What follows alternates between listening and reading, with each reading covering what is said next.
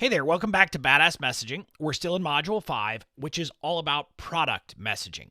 And here in Lesson 2, we're talking about how you need to have messaging about the mistake, the solution, and the challenge. This is kind of an important piece that you'll be talking about that normally will come early on in messaging about your product. And so I wanted to make sure you can kind of understand this concept and the idea of what you're trying to do with this. So the truth bomb is that before people will buy your product, you need to position it as a solution to a real problem or challenge your audience faces. So that's kind of what this section of messaging is about, is helping people to understand the problem, the challenges, and all of those other things that are involved, and then it positions your product as the way to go.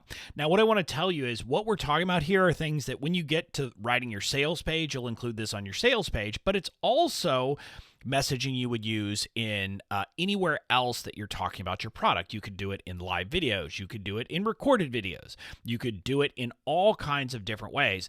The idea simply is that you're going to want to use this messaging to prime your audience to buy. So here in Lesson 2, here's what we're going to dive into. First, we're going to talk about why you need to create the messaging to clarify the challenges facing your audience, and then the flow of the messaging, kind of how you're going to go through and do this. So that's what we're going to talk about. Let's dive in. We're going to start here with this, why you can't start with the product. This is something, candidly, I see one of the biggest mistakes I see entrepreneurs make is they race straight to the product before they have established a need for the product. The idea behind it is this, that some people will be ready to buy, but most won't be ready to hear about your product until you've really crystallized the problem for them, because they're not sitting there thinking they have a problem. A lot of times they're not out looking for a solution. And so if they're not looking for a solution and you present a solution, they're like, well, why do I need that? So that's not going to work. Now, remember, when we were talking about like mistakes and mistaken beliefs back in Module 2, most people aren't even recognizing those as mistakes. So think about that for a second. If they're not recognizing the mistakes that they're making, they're probably not going to be ready to buy. They're not going to be ready to solve those mistakes because they don't even recognize it as a mistake. So you need to create messaging to help them recognize the mistakes they're making and then see the challenges they face. So that's what you're going to be trying to do with this, and that's kind of the goal of it. So let's talk quickly about what it does. Number one, it crystallizes the pain. And I'll say this again just so you hear it. Until you have gotten people to truly identify their pain points, they are unlikely to buy. People don't just walk around saying, I'm going to buy, I'm going to buy, I'm going to buy.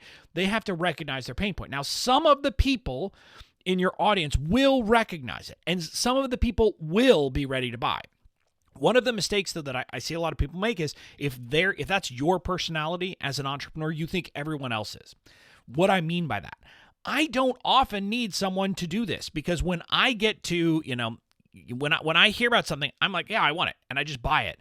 And so this isn't something that I necessarily need, but a lot of people do. And so you need to make sure that you're not saying, well, how would I respond to a sales page?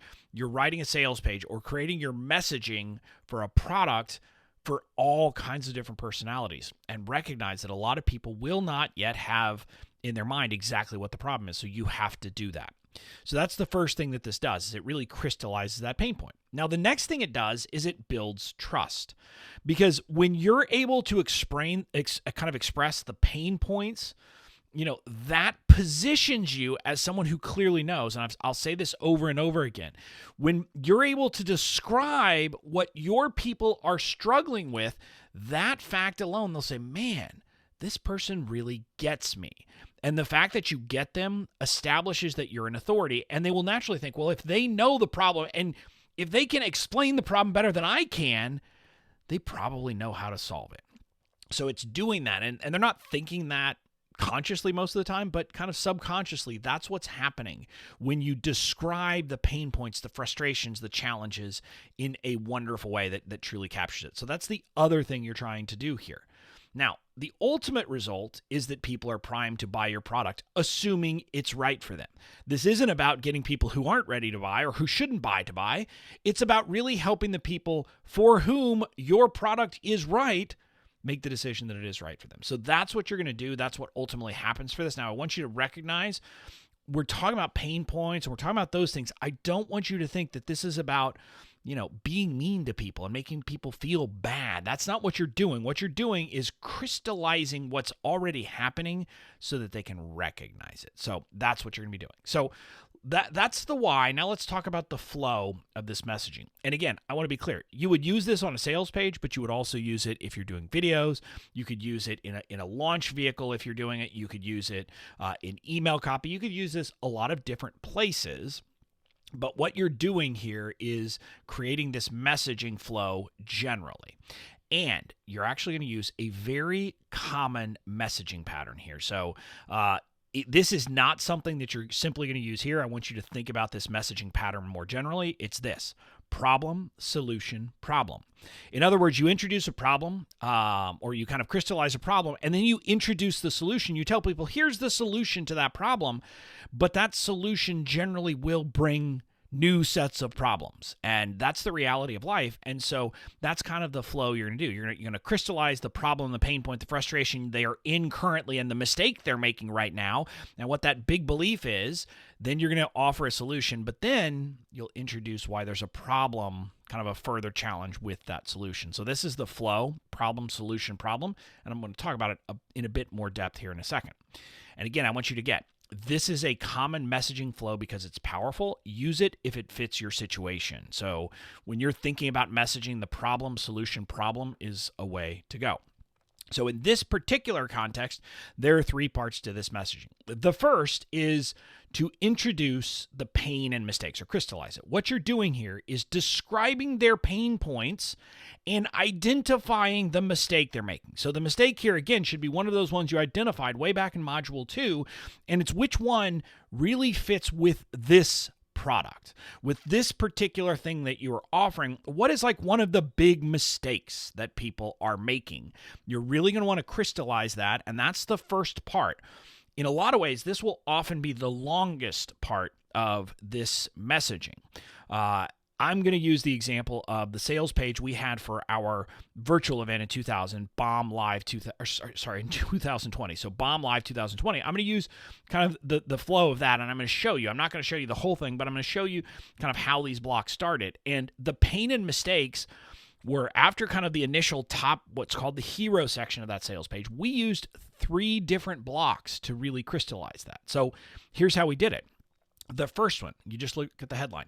You're ready to put in the work to build an online business that's consistently profitable, but figuring out how to actually do it can be so damn confusing. So I'm introducing the problem here. The problem is you have this goal, but it's confusing to figure out what you could do. And then when we talk about it is like, I kind of, talking about all the different things that you're hearing that you have to do and these decisions you have to make. So I'm introducing this as the pain point, the fundamental problem. This isn't a mistake. This is just a problem I introduce. Then the next thing I do is kind of get into the mistake, and I do it by, doing something that I don't know if I would do now or not, but with kind of introducing a villain. And I introduce kind of gurus in some sense as the villain. I say they're making things worse by peddling the idea that they can give you a plug and play solution. So if you've been with me so far in this, in this course, I talk about one of my central messages about that was, I was trying to get people out of the belief that there is one strategy that they need. Okay.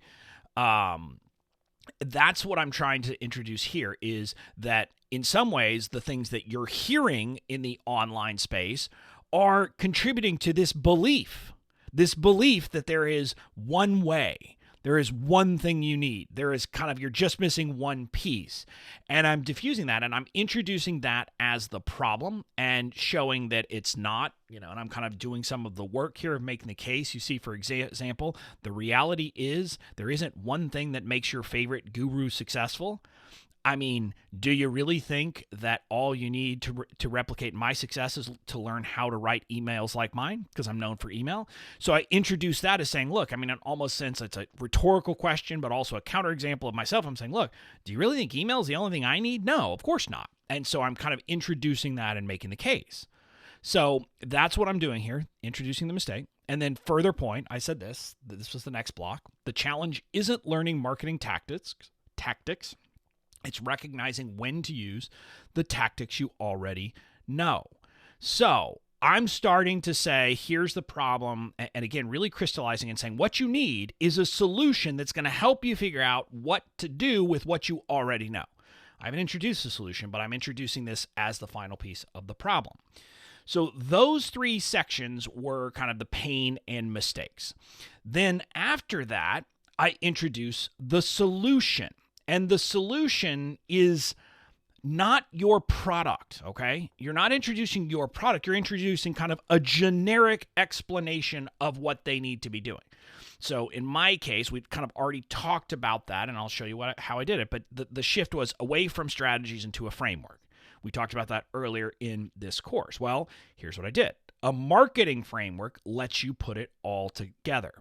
And then I said successful, and you can see this is the new belief statement. Successful entrepreneurs aren't thinking about individual strategies. They see business building in a wider frame and think in terms of a broader framework that lets them use the right marketing tools at the right time. They've shifted from thinking about tactics to thinking about principles. So what I'm doing at this point is literally just helping them to see this is what you need to be doing instead. And so I've introduced the solution is the framework. And if you think about it, my event wasn't a framework. My event is where I was going to help them understand the framework. But the framework is giving them, this is kind of a generic explanation of what you need to solve your problem, okay? So that's kind of the second piece. That's the solution piece. It's a generic explanation of what you need. Then after you've introduced that piece, the last part is to talk about the challenges. And this is setting out the challenges they'll face with the solution. So again, using the PSP model, the pain and mistakes, that's the original problem. Then you have the solutions, that's the S. And then the challenges is the problem that is introduced by that solution. In other words, what you're having to do here is make it so that the solution isn't self-executing, right? Because if the solution were self-executing, they don't need your help. Now, again, they could get value by you introducing the solution. They could say, oh, so people could take my thing and say, okay, I need to stop thinking about strategies. I need to go learn principles. And they could go and do that on their own, right? They could do that. But what you want to do is then introduce the challenge that they'll face. And so we did that with this thing. Finding the right framework is harder than you think. And I say, look, it seems simple, right? And I kind of go through, like, this should be simple. But I introduced that part of the problem is that most of the people in our space aren't talking about it because it doesn't sell.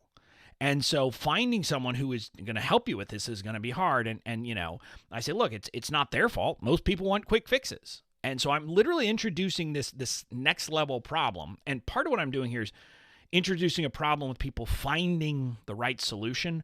But I'm also pre-qualifying, just FYI, because I didn't want people coming to my event if they were looking for me to give them a magic pill. So I was using that as much as anything else to say, if that's what you're wanting, you don't want this. I'm excluding the wrong people with this messaging just as much as I'm including the right people. So this was kind of like how I introduced this problem to do it. So just so you know, on the actual sales page, this was, I believe, the last section. I think I had a next section that says, it's like, the good news is, and the good news was they'd found someone who, has a history of creating stuff that's hard to sell. And so I kind of introduced that and then came back to the product. So that's how the messaging flow went. So again, I followed the PSP model, and using the PSP flow, the product problem solution problem flow for messaging will prime people for your help implementing the solution. Because again, just think about how that flow went. I've introduced the problem to them that it's so confusing. There's all of these different things. You're being told this is the one thing, this is the one thing, that's the one thing. Oh no, that's the one thing. You're hearing that from everybody. How the heck do you know what to do?